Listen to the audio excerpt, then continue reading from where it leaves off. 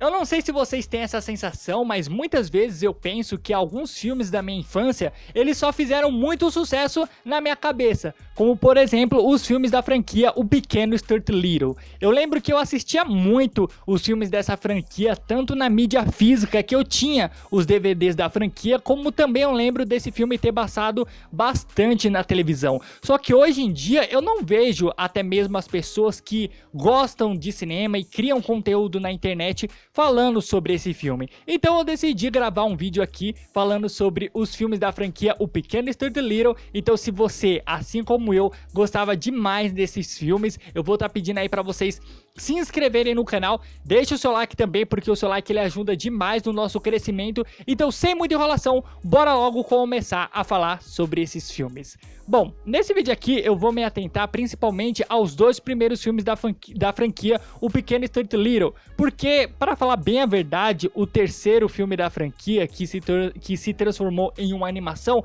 não está disponível nas plataformas digitais que eu acabei assistindo os dois filmes. E os dois primeiros filmes realmente são os filmes que mais impactaram o público e particularmente mais me impactou. Porque os dois primeiros filmes, eles trazem um clima muito gostoso de se assistir, principalmente aquele clima de aconchego, aquele clima de um filme leve, divertido, que é carregado de muito sentimento e emoção. Os dois filmes, por mais que eles tem uma história superficial, muitas vezes genérica para quem assiste bastante filme, os dois filmes da franquia eles são muito eficientes na sua forma de se contar a história, na forma de apresentar os personagens e da forma que eles constroem uma história onde a gente se importa com todos os personagens da franquia.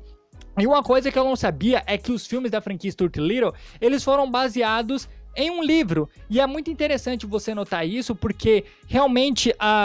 toda a estrutura do filme tem um aspecto muito infantil, como o livro que foi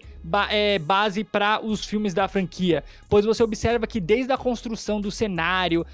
dos figurinos dos personagens, traz realmente todo aquele clima de filme infantil, e um filme infantil que é muito eficiente no seu desenvolvimento. Você observa que o nosso protagonista, Stuart Little, cara, ele é um cara muito legal de se acompanhar. Ele é um ratinho extremamente carismático, por mais que ele seja feito ali por computação gráfica, você sente que ele é um personagem muito vivo, ele é um personagem que tem camadas que são desenvolvidas de uma forma muito interessante ao longo dos dois filmes da franquia, e ele é um personagem que você se apega muito por ele, pois ele é um personagem que precisa se provar, digamos assim, o tempo todo. Ele é um personagem que devido à sua estatura e até mesmo à espécie a qual ele faz parte, ele precisa se provar o tempo todo, ele precisa passar por diversas superações e, consequentemente, o mundo onde ele vive vai se tornar muito mais difícil o seu dia a dia, e é legal você ver o personagem passando por todos esses desafios, tanto no primeiro como no segundo filme. E eu acho muito interessante você observar que os desafios do personagem principal, ele muda bastante do primeiro para o segundo filme. No primeiro filme, a gente tem aquela história onde ele precisa se encaixar naquela família nova, ao mesmo tempo que ele precisa aprender a lidar muito ali com o seu novo irmão. O seu novo irmão que tanto queria um irmão mais novo. O ator que fez o irmão do Stuart, eu não vou saber pronunciar o nome dele, então eu coloco o nome do ator e o rosto do ator aqui pra vocês. Ele é um ator que faz um trabalho ali muito eficiente, eu não acho ele tão interessante assim, mas é um ator que faz um papel muito funcional, e eu acho que a relação que ele tem com o Stuart no primeiro filme é muito legal de se acompanhar. E a relação que ele tem no segundo, eu também achei muito legal, pois já é uma relação onde os dois se entendem muito bem, porém a ideia ali da interação entre esses dois personagens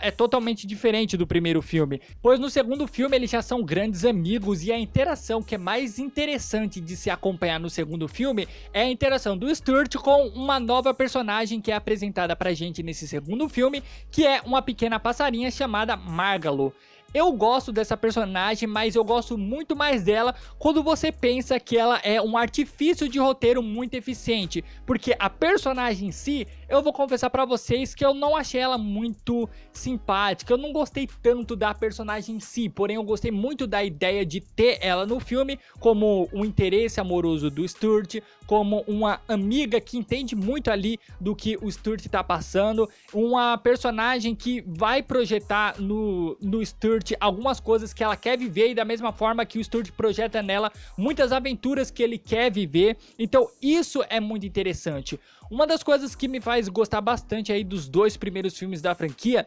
é toda a questão onde é construída pra gente um clima familiar. Você observa que o filme ele tem muitas características que os personagens eles vão apresentando que torna ele de fato um filme muito familiar, aquele filme não só para as crianças, mas aquele filme que dá pra você reunir toda a família ali e todo mundo vai gostar, independente da idade ali da pessoa, ou até mesmo se é homem ou se é mulher. Eu acho que a trilha sonora ela tem um trabalho muito eficiente nisso, pois você observa que a trilha sonora nos dois filmes da franquia é muito presente o tempo todo, traz aquela trilha sonora de filme de sessão da tarde dos anos 90 e do começo dos anos 2000. Eu até brinquei algumas vezes pensando assim comigo mesmo, que lembra muito aquelas trilhas sonoras feitas pelo John Williams, que era muito presente nos filmes do Steven Spielberg, que traz aquele clima de aconchego, aquele clima de aventura legal de se estar acompanhando. E eu acho que os personagens, eles também fazem um papel muito importante nos dois filmes da franquia, trazendo esse aconchego pra gente. Como, por exemplo, a personagem da Geena Davis, cara, ela vive aquela mãezona muito legal de se acompanhar. Querendo ou não, é aquela personagem mãezona, super protetora, genérica, mas eu acho que o carisma da atriz e a interpretação dela torna ela uma personagem muito interessante, da mesma forma que a gente vê isso ali no personagem do Hugh Laurie, se eu não me engano é assim que se pronuncia o nome dele. Você observa que ele é um ator muito bom, pois a partir do momento que ele vive ali um personagem simples de se interpretar, ele é um cara que carrega ali muita emoção, é um cara que tem muita alma no seu personagem. Ele é um personagem que você consegue facilmente não se identificar, mas observar que ele é uma pessoa boa, uma pessoa de coração puro. Isso que faz você achar aquela família muito unida e aquela família muito interessante de se acompanhar nos dois primeiros filmes. E tem um membro da família aí que a gente não pode esquecer, que muitas vezes ele acha que é esquecido nos dois filmes, que é o Snowbell. Cara, o Snowbell eu adoro ali o humor que ele traz, ele vive aquela pessoa que parece que tá sempre cansada, aquela pessoa que quer o tempo todo ser mais reconhecida pela família, mas é claro que isso tudo é sempre levado ali num tom muito leve e isso que eu acho muito interessante. O filme, da mesma forma que ele trata assuntos importantes de se discutir, ele tem um tom sempre muito leve. Eu acho que o diretor do filme, que foi inclusive o mesmo diretor nos dois filmes, que foi o Rob Mokovic, esqueci o nome dele. Eu vou colocar aqui o rosto dele e o nome dele certinho aqui pra vocês, mas ele faz um papel ali muito funcional, ele não faz aquela direção espetacular, revolucionária para os filmes infantis, mas é uma direção extremamente funcional, ele consegue construir ali um filme ágil que você não se entedia com as cenas de diálogos. Existem muitas cenas paradas ali, muitas cenas emocionais, onde o pai conversa com o filho conversa com a mãe, e nenhum desses momentos você fica entediado. Muito pelo contrário, você quer ver um pouco mais disso, tanto pela boa interpretação dos atores, como também pelo fato de você gostar bastante ali do Stuart. Cara, eu vou confessar aí pra vocês que o terceiro filme da franquia, que é o mais esquecido,